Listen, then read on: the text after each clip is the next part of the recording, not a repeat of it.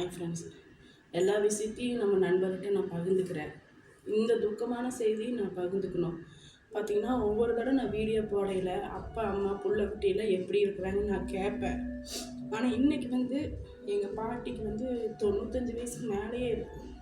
அவங்க இறந்துட்டாங்க. சரிங்களா? எனக்கு தயவு செய்து சொல்கிறேன், யாராக இருந்தாலும் சரி, அப்பா அம்மாவை மட்டும் உயிரோடு இருக்கிற நோவு அடிக்காதீங்க. நம்ம எத்தனையோ படம் பார்க்குறோம், எத்தனையோ சீரியல் பார்க்குறோம். அந்த சீரியல் பார்க்குற அந்த படம் பார்க்கல மட்டும்தான் தாய் தப்பனோட உணர்வு வருது. ஆனால் அது இல்லைன்னா ரொம்ப மனவேதனையில் இருக்கிறோம்.